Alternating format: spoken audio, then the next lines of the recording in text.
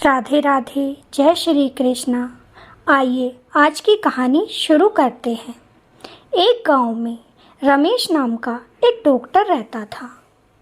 उसने अपने घर में ही एक दवाई खाना खोल रखा था। गांव के सभी लोग उसके पास इलाज करवाने आते थे। डॉक्टर रमेश के घर में उसकी माँ, उसकी पत्नी और उसका एक 10 साल का बेटा था। उनके घर में एक दाई माँ भी रहती थी जो बचपन में रमेश को गोद में खिलाया करती थी, इसीलिए वह भी उसी घर में रहती थी।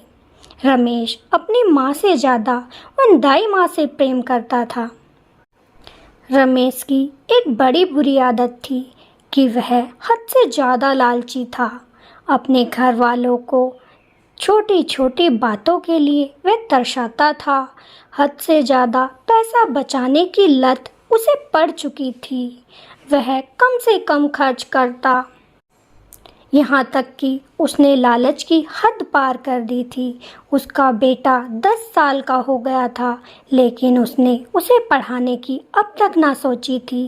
कहता था, अरे पढ़कर कौन सा मिनिस्टर बन जाएगा, फिर भी ये दवाई खाना ही तो चलाना है, वो तो मैं ही इसे सिखा दूंगा, उसके लिए इतने पैसे क्यों खर्च किए जाएं। उसकी पत्नी रमेश की इस आदत से बड़ी परेशान थी, लेकिन वह उसे कुछ कह भी नहीं सकती थी। उल्टा वह उसे ही डांटने लगता था। दोनों सास बहू अपने पति और बेटे के इस व्यवहार से बड़ी दुखी रहती थी। बेचारी माँ तीर्थ जाना चाहती, लेकिन उसके बेटे के लालच के वजह से वह तीर्थ भी ना जा पाती थी। उधर पत्नी की इच्छा होती कि वह कंगन बनवाए, लेकिन कैसे, पति तो एक आना खर्च ना करता था। बेटा भी बड़ा परेशान रहता था। रमेश ने कुछ पैसे इकट्ठे करके व्यापार में भी लगा रखे थे, जिनसे हर महीने उसे कुछ ना कुछ मुनाफा हो ही जाया करता था। लेकिन वह उन पैसों को भी इकट्ठा ही करता था, ना कि घर के कामों में लगाता। ऐसे ही उसके दिन बीत रहे थे। एक दिन वहाँ पर मनी ऑर्डर से रमेश के लिए कुछ पैसे आए। रमेश ने जब उन पैसों को गिना तो उसमें पूरे 700 रुपये थे। रमेश बड़ा खुश था। उसने वह पैसे एक पोटली में रखकर संदूकड़ी में रख दिए और फिर अपने दवाखाने में चला गया। दवाखाने में मरीजों की बहुत भीड़ लगी हुई थी। उस दिन काफ़ी देर हो गई। रमेश को मरीजों से फुर्सत ना मिली। जब वह उनसे फ्री हुआ तो वह फिर से उस संदूकड़ी के पास आया। उसने वह पोटली निकाली तो पोटली बड़ी हल्की महसूस हो रही थी। रमेश को चिंता हो गई कि कहीं इसमें से पैसे गायब तो नहीं हो गए। जैसे ही रमेश ने उन पैसों को गिना तो पूरे के पूरे 500 रुपये उसमें से गायब थे। अब तो रमेश के सुख चैन सब उड़ गए। इतनी मुश्किलों से पैसे जोड़ता हूँ और आज मेरे 500 रुपये चोरी हो गए। किसने चुराए होंगे, कौन होगा वो चोर? यही सब बात रमेश सोच रहा था। फिर सोचने लगा, कोई बाहर वाला तो होगा नहीं, क्योंकि सारा दिन तो मैं उन्हीं के साथ था। हो ना हो घर में ही कोई है जो मेरी पीठ पीछे मेरे पैसे चुराता है। इसका तो मैं पता लगा कर ही रहूँगा।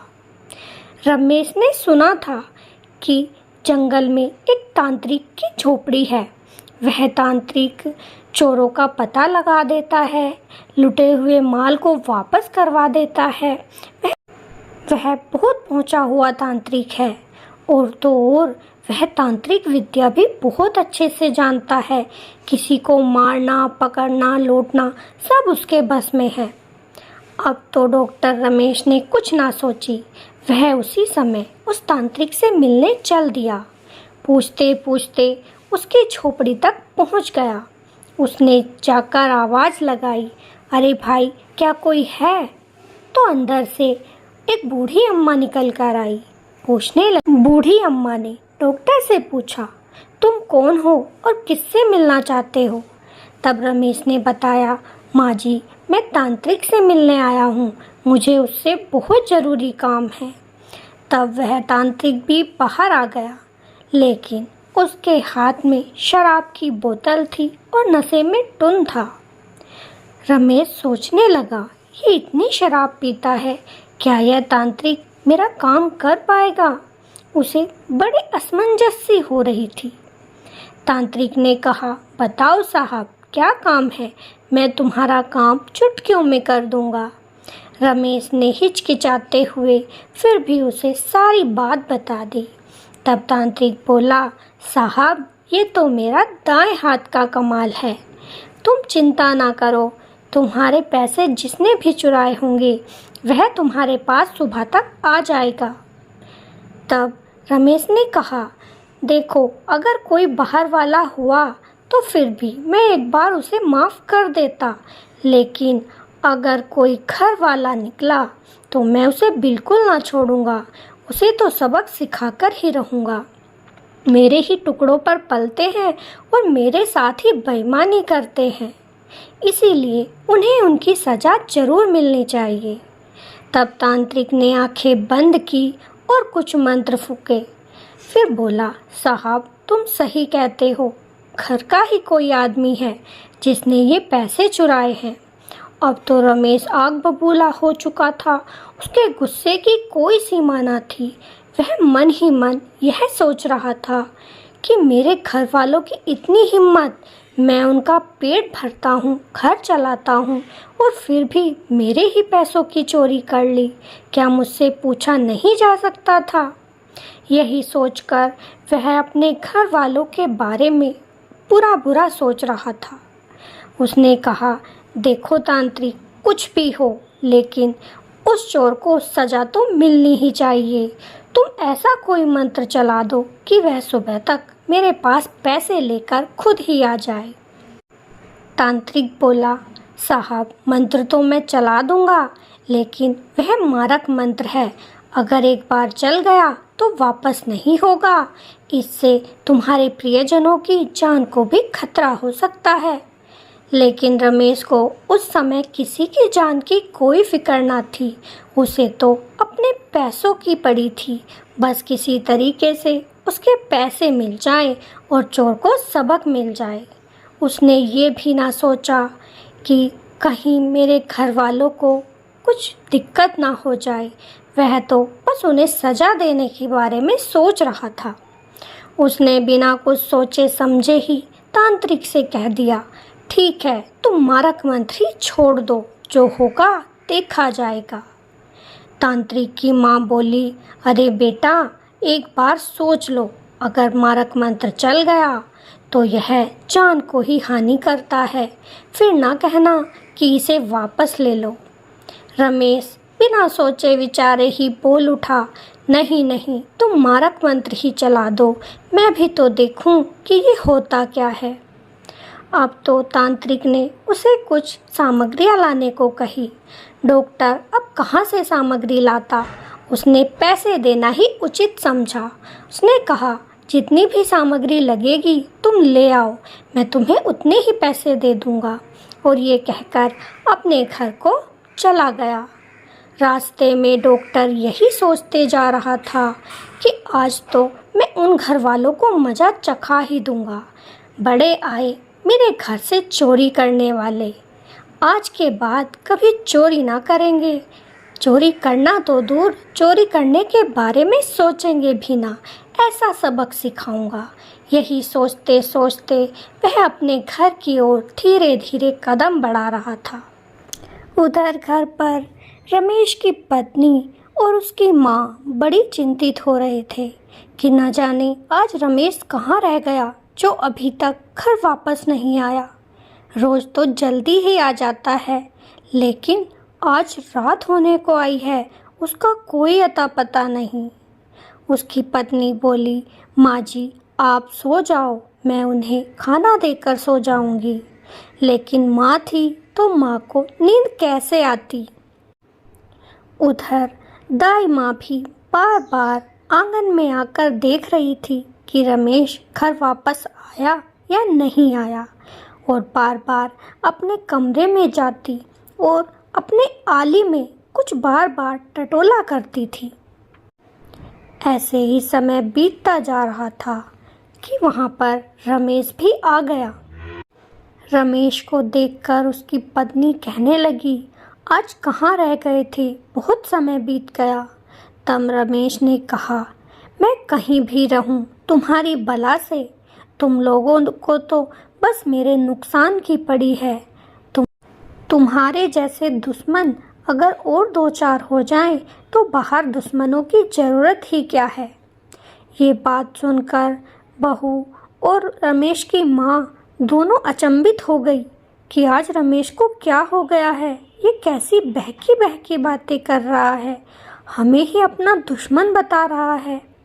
दोनों ने पूछा, तुम ऐसा क्यों कहते हो, हमने ऐसा क्या कर दिया रमेश? रमेश ने कहा, और क्या कहूँ, जब घर में ही लोग चोरी करने लगे तो क्या वह दुश्मन से कम होते हैं? मेरे पूरे 500 रुपये चुराए गए हैं और वह किसी घर के ही इंसान ने चुराए हैं। उसकी पत्नी ने कहा, ये भी तो हो सकता है कि दवा खाने में कोई आया हो, उसने चुरा लिए हो, तुम घर वालों को ऐसा कैसे कह सकते हो? रमेश ने कहा, ये बात मैं यकीन के साथ इसलिए बोल रहा हूँ क्योंकि आज मैं एक मौलवी के पास गया था। उस मौलवी ने ही मुझे बताया है कि घर के ही किसी सदस्य ने पैसे चुराए हैं, तो क्या वह झूठ बोलता है? तभी वह दाई माँ भी अपने कमरे से बाहर आ गई और रमेश की बातें सुनने लगी। जब उसने मौलवी का नाम सुना तो वह घबरा गई और बोली, क्या वह तांत्रिक वही है जो गांव के बाहर एक झोपड़ी में रहता है, जो शराब पीता रहता है?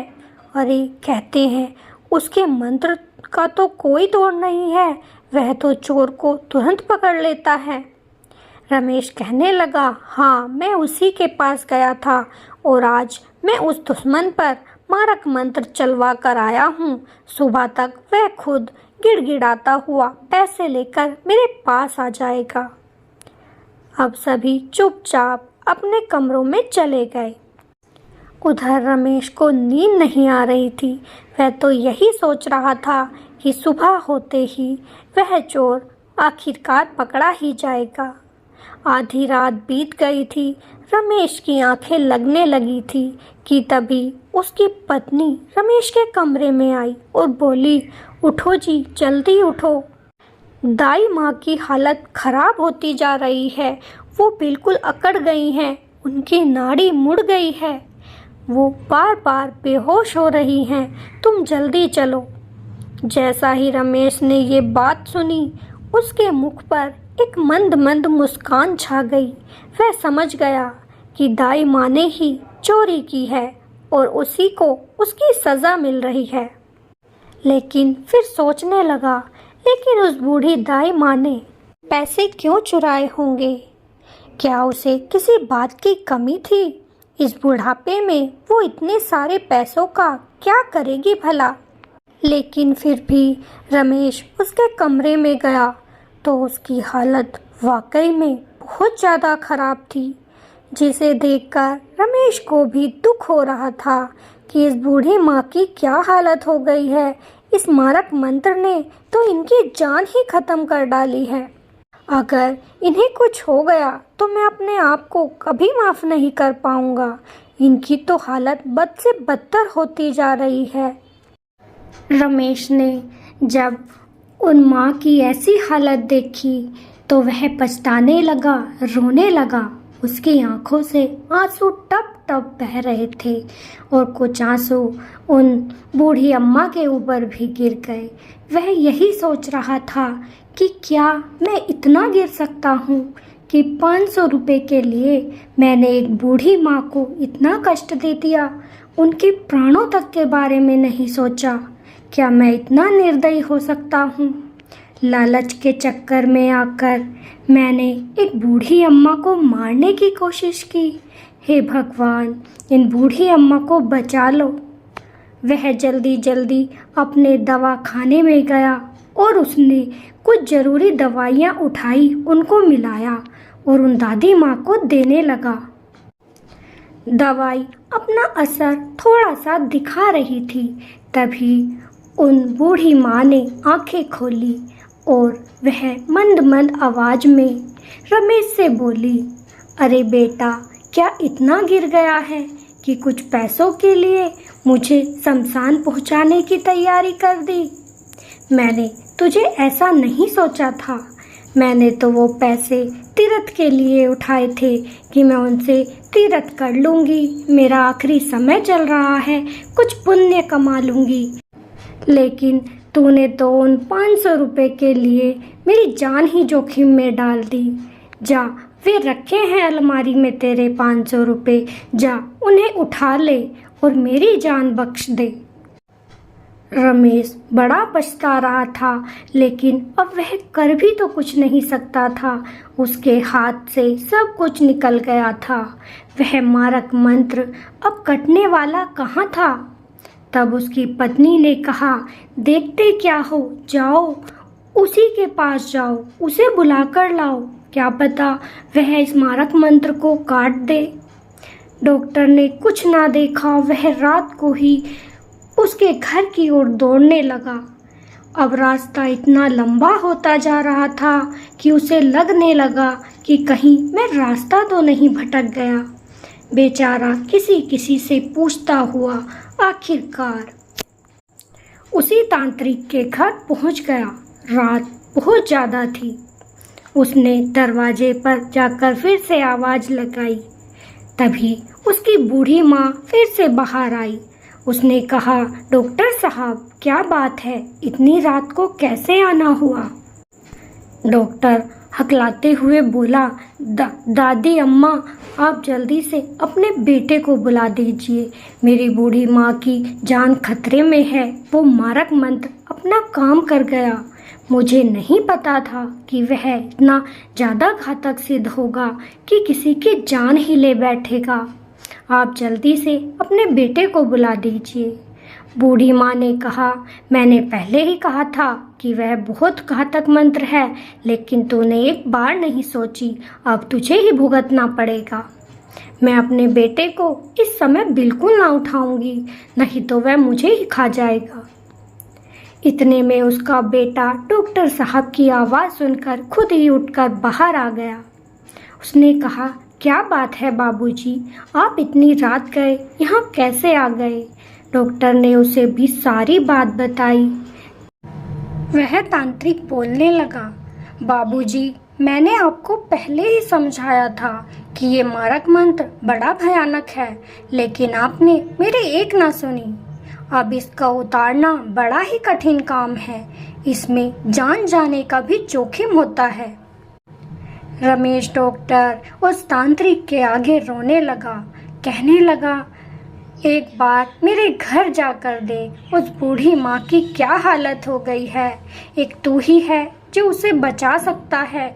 उसके बदले तू जितने चाहे उतने पैसे ले लेना, पर मेरी बूढ़ी दाई माँ की जान बचा दे। ये तेरा उपकार मैं कभी ना भूलूंगा। पैसों का लालच तांत्रिक को आ गया। वह कहने लगा, ठीक है बाबूजी, मुझे पूरे 500 रुपये चाहिए।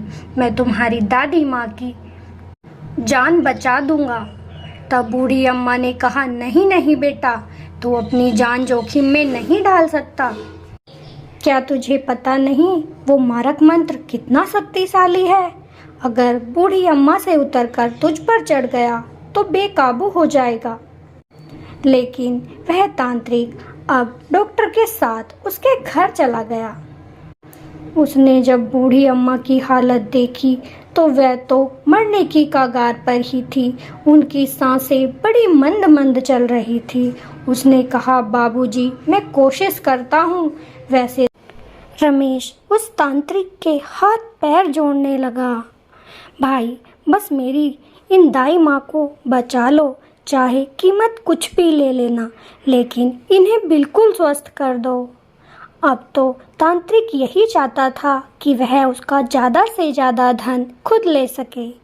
वह राजी हो गया। उसने उन दाई माँ के माथे पर अपना हाथ रखा और आंखें बंद करके कुछ बड़बड़ाने लगा। तभी तांत्रिक के शरीर में हलचल होने लगी और उसकी आंखें भी ऊपर चढ़ गई।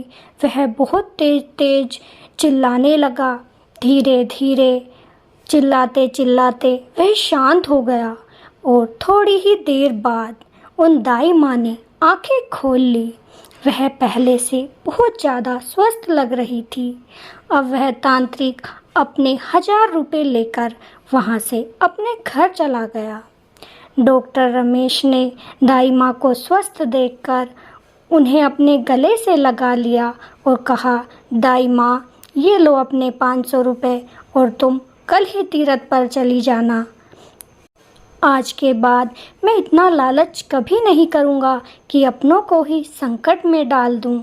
मैं तुम्हारी हर इच्छा पूरी करूँगा, चाहे उसमें मेरी माँ हो या मेरी पत्नी हो या मेरा बेटा हो।